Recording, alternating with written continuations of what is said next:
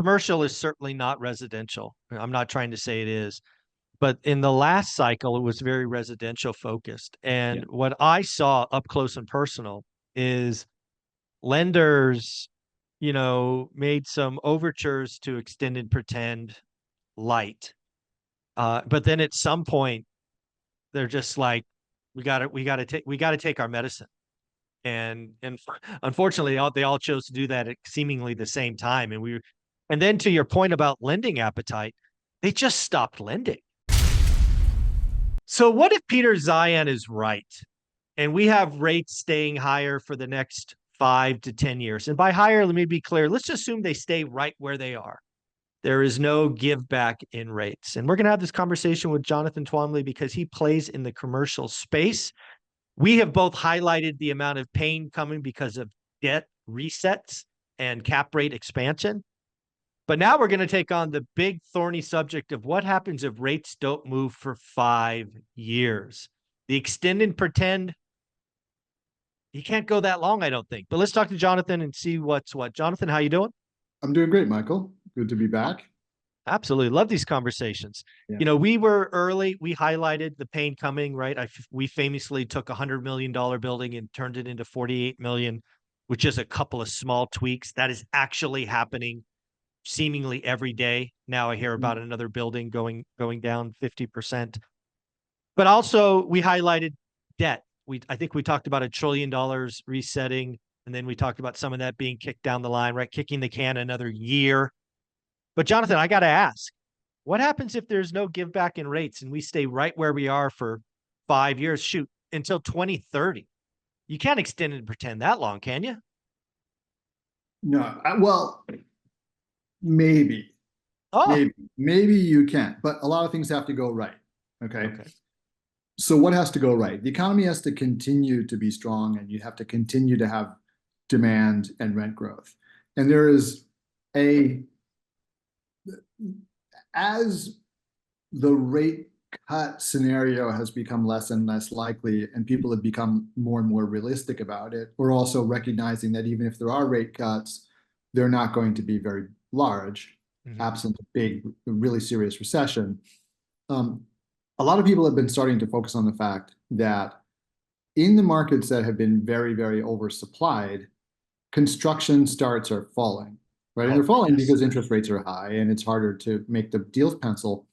So what a lot of people are hoping for, a lot of people have now fixated on that statistic. And the idea is that, well, hey, if we can extend and pretend until rent growth starts to kick in again, then we can grow our way out of this problem, right? And that, I mean, this is not a ridiculous idea. This is a plausible scenario. But again, it depends on, demand staying strong, nothing really going wrong with the economy, at least in those markets that are oversupplied. People being right about the projections for new building. There's a lot of factors upon which this depends, and then it's going to, be the amount of the rent growth, and then it's also going to be, sort of the attitude of bankers, right? The bankers could, even, let's say this scenario plays out as people hope it does, interest rates, even if they don't come down, but you can start getting NOI growth again, right? The property on the starts being able to pay for the debt that it has. You can imagine sort of one of two scenarios happening. One is the bank saying, aha, now's our chance to foreclose and sell and get our capital back. Right. Or, we'll just ride this out until we can exit and replace this debt. And I don't know, honestly, I don't think that's going to be probably a case by case basis. It'll be lender by lender, operator by operator, and it'll probably depend on how much faith the lender has in the operator. The pressure that's on the lender. Does the lender need to return that money to somebody else who's pressuring them? I mean, there's so many different variables that go into this that you can't. It's hard to make a general prediction about what will happen, but. You could see a scenario in which, even if interest rates stay more or less where they are, we could grow ourselves out of let's play with that a little bit. Let's just take that I don't know, rosy scenario, but possible.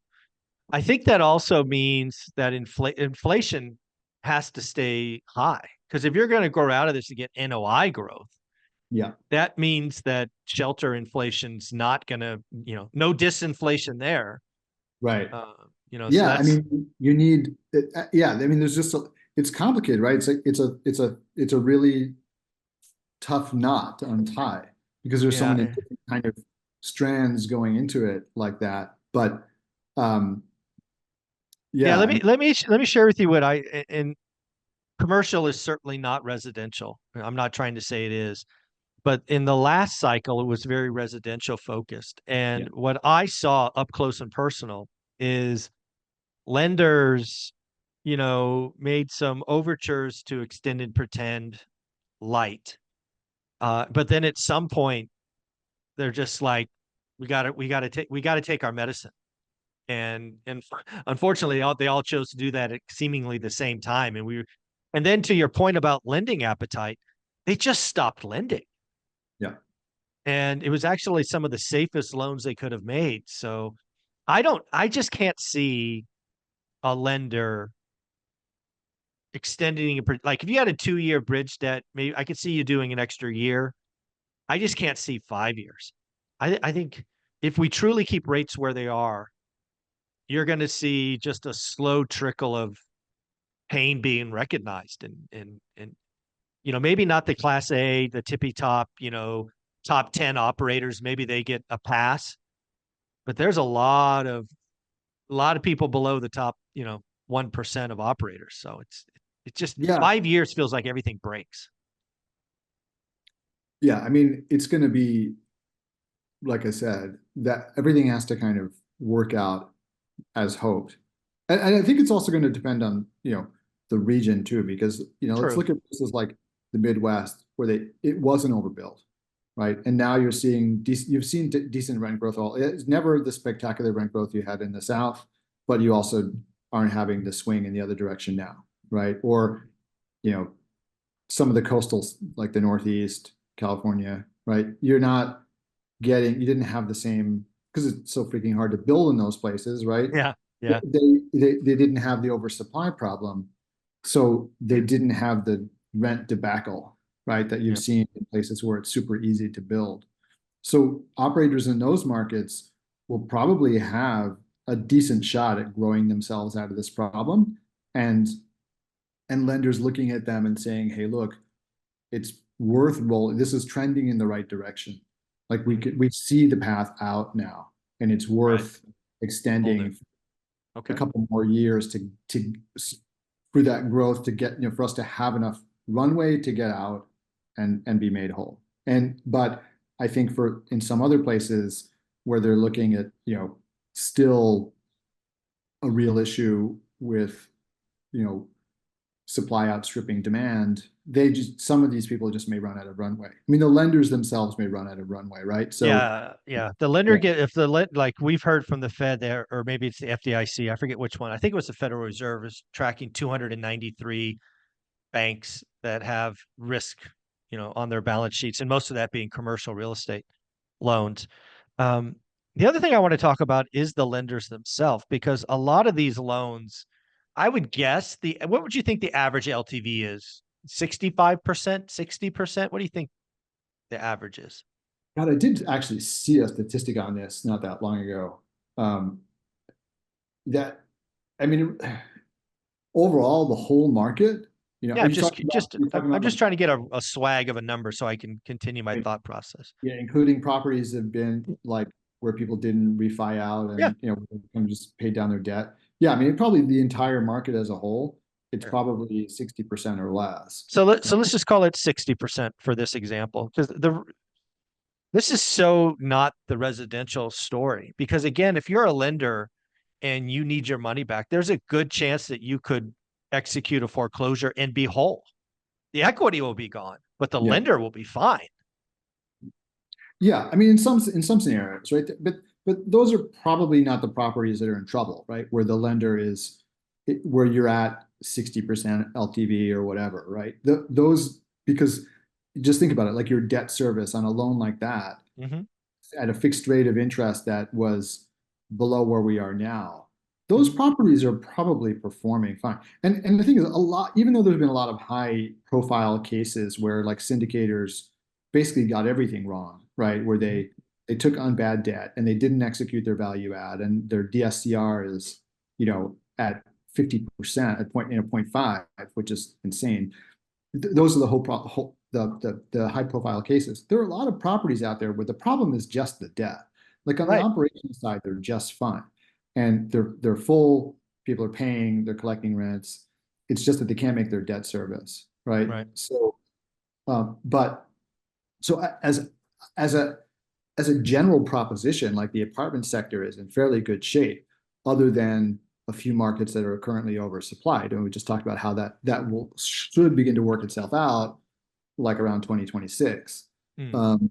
But so for anybody who bought earlier in the cycle, anybody who bought at lower leverage, those people are all fine. Like Sure. and there's that is not the issue. The issue is really the people who bought at the top with too much leverage. And a lot of that was also, I know you want to talk about banks, but a lot of that, a lot of the stupid loans, right? The high LTV, low DSCR, variable rate loans were actually from non-bank lenders. Mm. Right?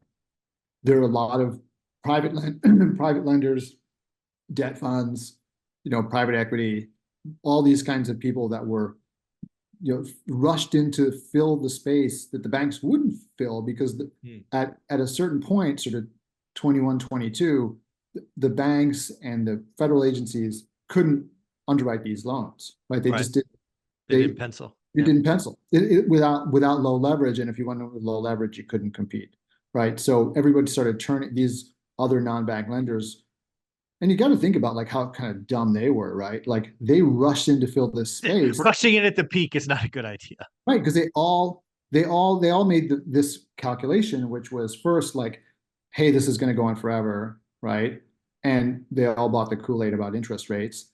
And the second thing was like, okay, well, we're higher up in the capital stack, so we're protected. So what could go wrong? Like the worst case scenario is we're going to foreclose, but none of them were envisioning the scenario where they and all their competitors were all having to foreclose at the same time, just like in the great financial crisis, right? So Exactly. that's where they are now. Like they can't foreclose without creating a bigger problem for themselves. They kind of have to extend and pretend, right? Well, So I let's think, play with that. So I don't know anything about debt funds and private equity in this space, but I'm just going to guess they have time. They have clocks on that money, right? They yeah, probably had a fund that was like a 5-year fund or whatever. So they got a big pile of capital for some rich people in private offices, family offices, but they owe that money back to somebody at some time, right? Usually. I mean, some of that money is borrowed too, right? I mean, a Oh, lot of people shoot. were, Borrowed. right? They were Whoops. they were borrowing that money. I think some of them, you know, were able to get pretty close to the Fed window, and they were borrowing at real low interest rates, right? Okay.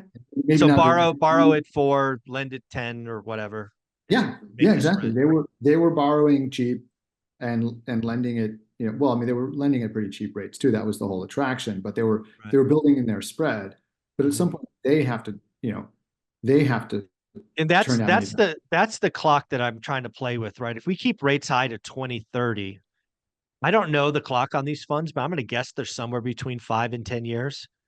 Well, And go ahead. yeah. And if they were, what a lot of them might have been doing is something like selling the 5-year treasury, right? And then loaning out the proceeds. Right. And then so they've got to cover the 5-year treasury that they sold, right? And Mhm. um, so it's you know like you're right, they're time limited, right? They do have to turn around and give the money back at Yeah. some point. So now if they're they may be having the same conversations with whoever funded them, saying, hey, Mhm. look, do you really want to take a haircut or not? We think that here's the runway that we see. So the conversations are kind of happening on both sides, right? Sure. A lot of these people, they're Yeah. probably better off if they use equity to lend out, right? But if they use debt themselves, then they're also Yeah, there's multiple clocks. So The other thing, this gets messy. I think the pain comes on the sell side, but there's always a buy side as well, right? So if we keep rates at this high level or this level for another 5 years, we've basically reset cap rates across the board, right? I mean, Yeah, it's it's going to have to significantly happen. higher. Yeah. Yeah, I mean, listen, there's still a lot of people out there arguing that, oh, there's so much money out there on the sidelines that's looking to be deployed, and it will keep, cap rates from rising too much. I've never really bought this argument Hmm. because it's at the end of the day, it's still Hmm. a lot of the money that's been on the sidelines has been on the sidelines just waiting for real discounts. It's not waiting for a 10% discount. I mean, they're waiting for blood in the streets, Yeah. right? Yeah. That's what a lot of Exactly. that money is waiting for. So they're waiting for the 50 cents on the dollar opportunity, not the 80 cents on the dollar one, right? And Yeah. so Agreed. uh, that's part of it. But I think also, yeah, there will have to be a reset because the math just won't work, and the lenders are not going to lend. This is the thing. It, there's only like when you have all this sort of quote unquote dry powder, right? Okay, if the lenders aren't lending, then you've got to use more of your dry powder to buy, right? More of the cash to Mhm. buy, and then you're depressing your returns, and then it really becomes a question of people asking themselves, well, are we should we just leave this in treasuries at 5%, or Exactly. should we go and buy a riskier asset? Even if it's a Class A real estate asset, it's still riskier than a treasury, right? So they have to be asking themselves those questions. And for the money that's trying to go and hit a home run somewhere, well, if real estate isn't doing it, it's just going to go look somewhere else, right? Whatever the next hot thing is. So it's not like this dry powder is there, and the only place it can go is multifamily real estate, Right. right? It'll go into something else to find the return that it's looking for. So Yeah. um, I agree. Like if you see interest rates stay at this level for a sustained period, to the point where people just give up on the whole, you know, lower interest rates idea, or Hmm. even let's play it out. Let's say interest rates go down by 50 basis points. Same thing, right? The market will eventually capitulate to the idea that interest rates are staying. This is where interest rates are. Cap rates will reset accordingly, and we'll have start a new cycle, right? So Yeah. kind of where it's Yeah, going to. I think it's an interesting theory to play with that rates stay where they are for, who would have guessed higher for longer is 5 years, 6 years. But Yeah, I think the commercial real estate market kind of just cleanses and resets. I really think that's the outcome. If this happens, all those 2 year bridge debt, all that stuff gets cleaned up. The people who bought at the peak suffer their pain. But more importantly, the values get reset, cap rates expectations get reset, and then you know, then you just start anew at some point. yeah. So it's I mean, listen, and here's the thing too that I think has gotten forgotten in a lot of the discussion over the last few years, right? A cap rate is equal to a risk, like it's a yep, measurement of risk, right? correct. And so cap rate, if the market perceives the asset class as being riskier, then cap rates will rise because Mhm. they'll require a higher risk premium. And Correct. especially if you have an alternative like a T-bill at 5%, then there's going to be a risk spread over that T-bill, Hmm. right? And it's going to be like for Class A, it'll be at least a point higher than the T-bill, right? And Hmm. for you're going to get up to Class C, which is going to be 2 to 3 points, probably Hmm. 3 points higher than the Yeah, T-bill, right. right? So, which is kind of where it has been for a long time. And that's just the way the markets work. Like the reason that cap rates got so low is because people perceived there wasn't risk in multifamily, Correct. right? That was why they got so low. It wasn't just because interest rates were low and people were looking for yield. People also thought this is not a risky asset. This is a safe asset. And so therefore That's we exactly what happened. Everybody rushed in. Dumb money followed dumb money, and you know we're going to get what we get. So I think it's interesting to think about. I don't think rates stay higher for longer, but certainly an interesting brain teaser to think about. well, I mean, I know you've spelled out your reason why you Mhm. think rates are going to come down, which I think is, makes a lot of sense. But I also just wonder, like, so everyone always says, like, don't say this time is different, right? Mm. Except that, well, the last 10 years was different, right? Like, you know what I mean? Like Yeah, we had this unprecedented low interest rates for an unprecedented amount of time, right? And I think that there is something, and this isn't scientific, but I mean, there's reversion to the mean, right? And correct. Mhm. for for interest rates and cap rates to revert, like, for the mean to go back to what it was, then you need to have, if you had an extended period of low rates, you have to have an extended period of high rates to, like, Correct. to return the mean to what it was, right?